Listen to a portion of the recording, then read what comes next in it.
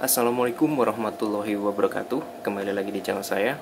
Pada kesempatan kali ini saya ingin menjelaskan apa itu definisi dari boost atau yang disebut juga teknologi boost. Jadi teman-teman, boost itu adalah jarak spacing itu ini antara dari sisi kiri dan sisi kanan, drop out sisi kiri dan sisi kanan, dan itu dihitung dari sini. Dan boost itu dia ukurannya adalah 148 mm. Ini kita bisa ukur ya, saya ada jangka vernier. Ini kalau dari ujung ke ujung kita cek ini. Ujung-ujungnya bukan dari frame ya teman-teman, tapi dari drop outnya. Nah, kita lihat ya hasilnya berapa. Nah teman-teman, ini adalah hasil dari pengukuran tadi antara spacing kiri dan spacing kanan. Kita bisa lihat di sini adalah angka tepat di 148 ya teman-teman ya. Nah, itu adalah 148 mm, diukur dari milimeter. Sepeda-sepeda generasi yang baru, MTB baru sekarang sudah mengadopsi boost ya. Jadi boost ini adalah antara jarak spacing ini berukuran 148 untuk yang belakang, dan yang untuk depan kalau ukuran standar itu 100 mili teman-teman. Kalau boost itu adalah 110 mili. Jadi yang disebut boost itu bukan menambah kecepatan atau seperti namanya kayak nambah bikin sepeda jadi cepat, bukan teman-teman. Jadi boost ini adalah jarak antar spacing frame itu. Yang belakang yang seperti saya bilang tadi 148, yang depan 110. Dan apa sih, mungkin teman-teman ada yang nanya juga manfaatnya dari boost itu apa.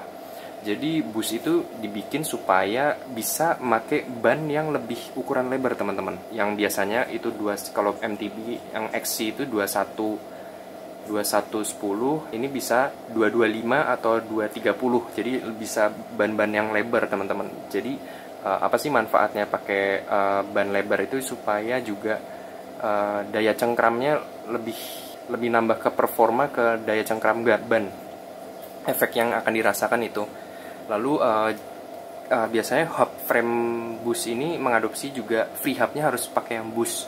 Jarak flanknya itu antara flank kiri dan flank kanan yang tadinya standar segini, misalkan 142, ini 148 lebih besar. Jadi jarak antara ruji yang kiri dan kanan itu lebih lebar, dan itu menimbulkan efek lebih stabil bila sepeda itu diajak untuk cornering cepat, masuk ke tikungan cepat gitu. Jadi manfaatnya di situ sih teman-teman. Jadi bukan menambah kecepatan ya. Itu adalah salah. Jadi namanya aja boost. Jadi boost itu untuk ukuran 148 teman-teman. Nah di atas boost itu ada lebih tinggi lagi, namanya super boost. Itu biasanya dipakai buat sepeda-sepeda downhill yang membutuhkan daya stiff. Jadi boost itu dia lebih lebar jarak spacingnya daripada jarak biasa ya. Nah apa bedanya boost TA sama boost QR? Kalau boost TA itu dia ukurannya 148 untuk belakang spacingnya, dan dia memakai true axle teman-teman. Nah sedangkan kalau boost QR itu dia ukurannya 148 untuk belakangnya, jarak spacingnya, namun dia masih drop outnya menggunakan quick release. Jadi kayak yang biasa gitu ya teman-teman. Jadi quick release tuh biasanya kalau MTB biasa pakai 135 mm. Nah sedangkan boost pakai 148 mm. Kayak contohnya kayak Trail Fairvan, Trail Ricochet itu masih pada pakai boost QR. Tapi nggak tahu yang sekarang ya udah pakai boost TA mungkin. Nah jadi itu bedanya boost TA sama boost QR teman-teman.